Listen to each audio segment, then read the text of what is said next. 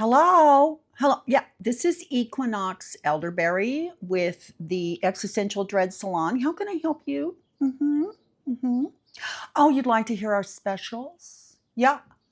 Yeah. Hold on one second. Yeah, we have the Scream into the Void Pilates and microdosing class. That's very popular. Are you interested in that? Oh, you don't enjoy stretching? Yeah, I get it. Okay.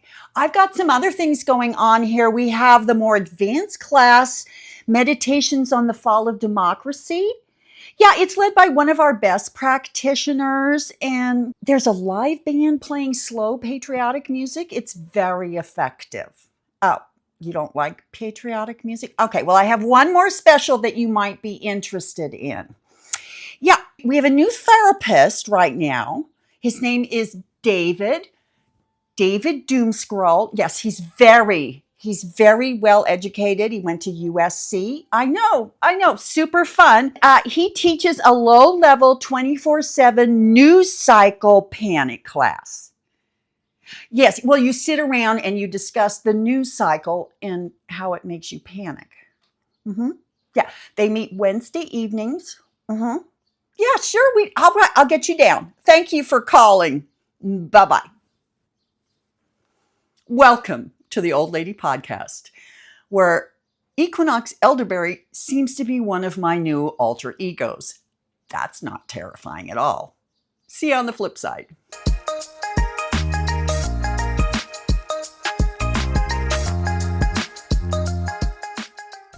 I didn't do a podcast last week because I was boring, I was in a funk, and nothing exciting or interesting had happened. Sadly for you, I do have things to tell you about today. So we're going to talk about some books. We're going to talk about my knitting, which is very small in the whole thing, and I'm going to tell you a great story.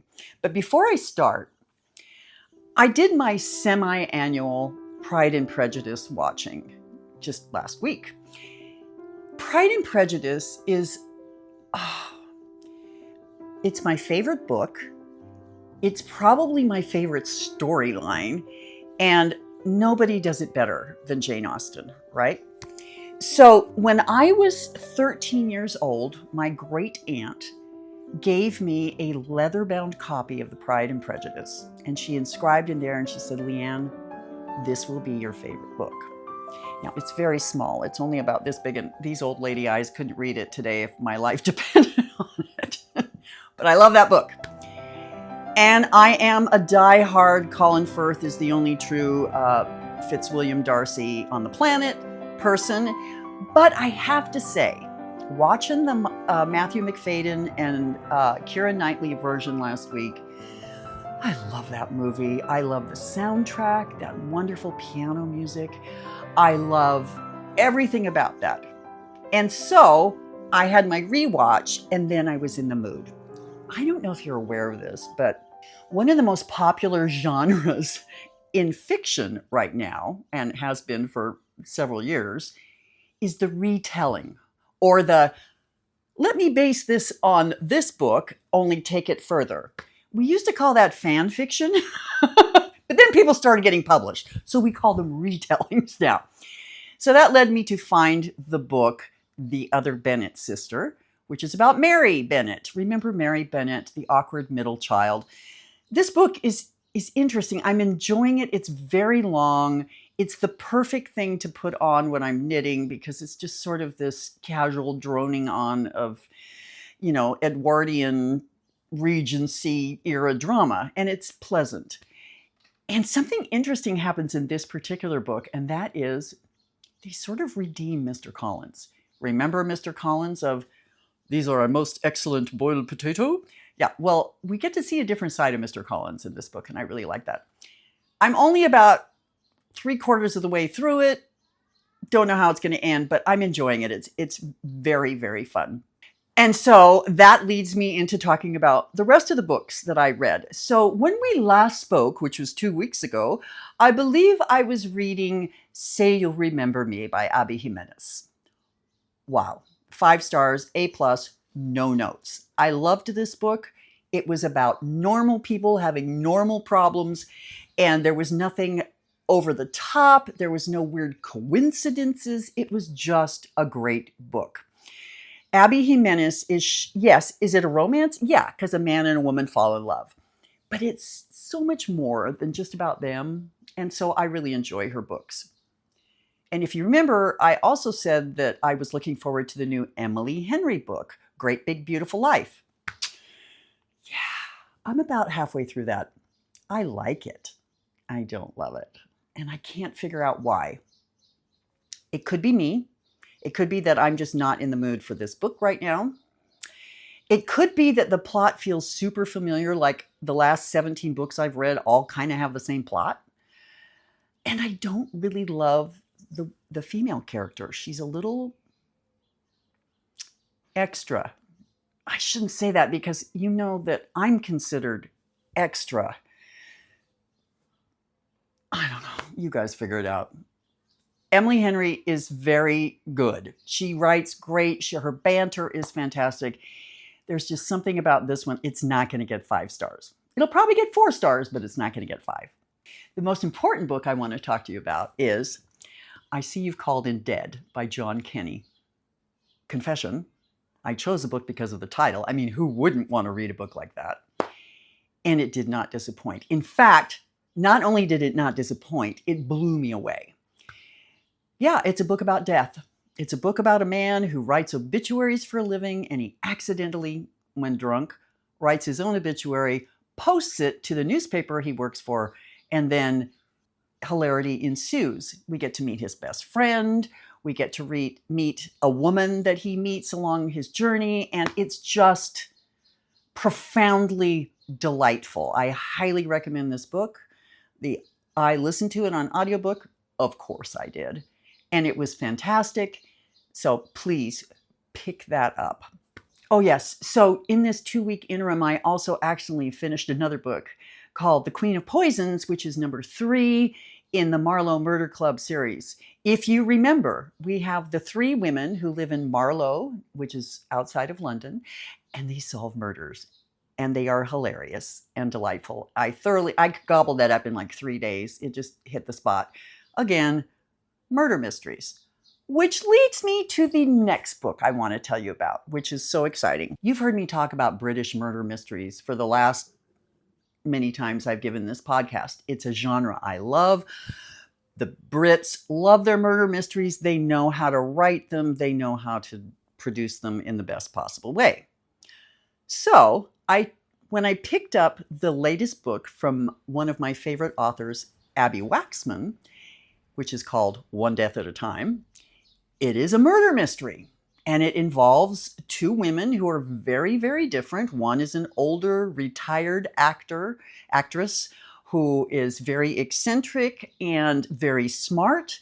And the other is a young, tomboyish, kind of badass woman. And they meet together because she is her AA sponsor. I mean, this is so great, right? The older woman is accused of murdering someone, and so they have to solve it. It's brilliant. It's fantastic. I love it. Abby Waxman, let's all be surprised. She's British. Of course she's writing great murder mysteries. And she also posted, it's a series. She's already written the 2nd book in the Mason and Mann series, and I'm so excited. So pick this up. My stepmom, Wicked Stepmother, just finished it. She loved it. Everyone I've talked to who has read it loves it. So pick that one up. Before we go on, I just want to say thank you to all those who found me on Substack. So to explain the Substack thing, because this was so not in my purview. So David, my Snark Jr., my co-snarker on General Hospital Snark, messaged me. Well, he messaged me like 8 months ago and said, let's do a podcast, and you can see where that's gone. And then last couple of weeks ago, he said, let's get on Substack. And I thought, well, okay, let me check that out. It's great. The reason I love Substack is because A, it's not owned by a billionaire, and B, the algorithm really works for you in that it really knows what you like and will throw things in front of you. And therefore, interestingly enough, your readership grows, and the people who read you also find other people to read. So that's super fun. Anyway, I'm on Substack now with both General Hospital Snark and the Old Lady podcast. And I like this because back in the day, I was a blogger. I ran with the blogging crowd, and I kept, oh God, I'm so glad those have vanished into the ethers of the internet, because the things I must have written would probably trigger me dramatically right now. But I love blogging. I love writing about my thoughts, long form, and so Substack is going to do that. And I'm really thrilled about that. So thank you to everyone. It is free right now. I don't even know if I'm going to turn on paid, but thank you to those who have pledged your support. I appreciate it. You are helping me supplement my very meager Social Security. So I appreciate that. I told you a couple of weeks ago that my daughter surprised me for my birthday with tickets to Paris. Yeah, that's a surprise. So we're going to Europe for 2 weeks. We're only going to be in Paris a couple of days, and mostly on the tail end of the trip. We're going to spend most of our time in Belgium and the Netherlands, because those are 2 countries I've lived in. I lived in Brussels as a child for a year, and I lived in Holland as a young adult, as a missionary for that church that sends missionary places. And in preparation for this, I have been reviewing my Dutch. Now, when the LDS Church sends you on a mission to a foreign country, the first place you stop is the language training mission, which is now called the Mission Training Center, but it was called the Language Training Center when I was there. And you are in an intensive 12-hour-a-day dive into languages. And of course, the hilarious part of this is you are being taught by former missionaries who went to Holland who think they know the language, and they don't. But when I was in Holland as a young missionary, I quickly realized that I needed to get a grasp on the language in a good way, because I needed to be funny. And if you don't speak the language, you can't be funny. So that was my motivation. Not the best motivation for a missionary, but hey, it worked. So I got to be quite fluent in Dutch. I was reading Dutch novels after the mission to try to keep my Dutch up. But let's face it, Dutch is not one of the big 10 languages out there. I mean, if I'd gone to China or Japan or France, we would be having a different conversation. But I digress. So I picked up Duolingo, as we all do, to rehash my Dutch. Is Duolingo in touch with what real people talk about? Because in the very first lesson, my vocabulary word was to learn the word for rhinoceros, which in Dutch is a great word. It's neushoorn. Neushoorn. Because you need to know that. I'm sure the minute I get to Holland, the first thing I'm going to ask about are the nose horns. Duolingo is great in the sense that it gets me to practice speaking. It makes me do it every day because I'm one of those people that has to get my badge. But what it's really done is it's awakened those neurons in the back of my brain that are still holding on to random Dutch phrases. So I will find myself walking around the house or doing something, and all of a sudden some weird Dutch expression comes into my mind. I have no idea what it means, and I have to go look it up. Languages are really interesting. The other problem I have, and I'm sure many of you who are actual polyglots or pretend to be like I am, they all kind of get mishmashed together. So when speaking a language, first of all, these things are, I remember when I picked up my daughter in France and I was trying to remember my French, and all I would do, and Julia would be like, "Mom, put your arms down. You're annoying people and you're not making any sense." But all the languages come in together. It would not surprise me if, when I attempt to speak Dutch to an actual Dutch person, that French, German, Spanish, Dutch, and English all come into the play. It'll be great. I'm so excited. Share with me your experiences with Duolingo. I know some of my snarky friends are like way good at it, and they've been doing it, and they're like on level 8 million, and they know all about the rhinoceroses now. So I've got the whole trip booked. We're using a travel agent type thing to get us to bookings in Belgium and Holland, but I still had to do Paris bookings. And I'm so excited. I was going down the rabbit hole of what to do in Paris for 3 days, and I found a woman's blog, And she's an American who's lived in Paris for 20 years, and she does private tours. So Julia and I are going to hook up with this lady, and she's going to take us all around, and we're going to do a food and wine tour. I think that sounds really fun. And of course, I want to avoid the big touristy things in Paris. My objective for this European trip is not to sightsee. It's to feel the energy of the place, the people, the food, the drink, the culture. That's what I want. I am not someone who's going to go traipsing off to the Eiffel Tower. No, that is not interesting to me. But sit me in a cafe in the 9th arrondissement and give me a good coffee. I'll sit there all day and look at people. I can't wait. I totally spaced talking about my knitting. So I finished the sunflower socks. Look at how cute these are. Julia tried them on the other day, and they are super fun and squishy and woofy, and I love these. Not sure if I'm going to have them or I'm going to send them on, but cute, huh?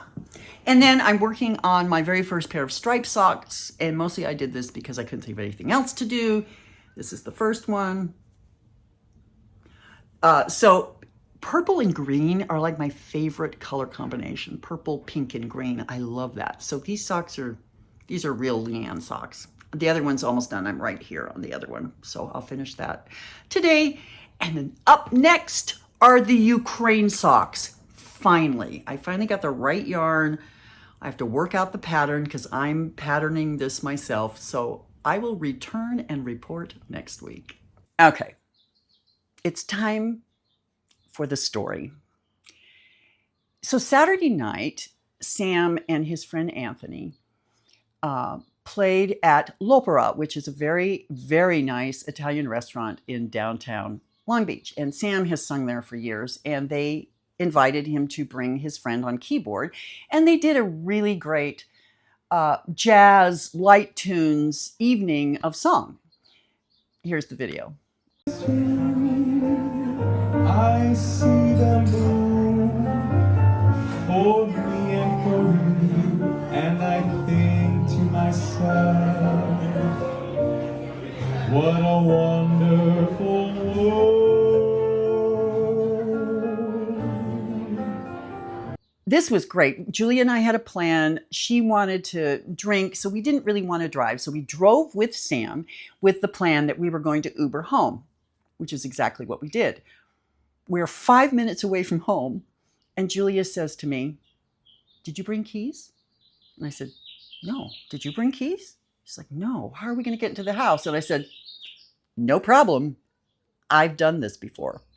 I'm about to show you a clip of a video I made about 1.5 years ago when I went walking by myself and locked myself out. Now, there's bad wording here.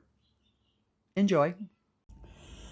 I'm recording this because it's just too funny to type. So I was a good girl and I went on my walk. I did a whole mile. I was so good. And I double checked twice that I had the house key before I left because there's nobody here. I brought the wrong key. I was locked out of my house. My people are in Mexico. I'm like, what the Leanne? So I get the screen off my window, move the fan out of the window, open the blinds, everything's ready to go.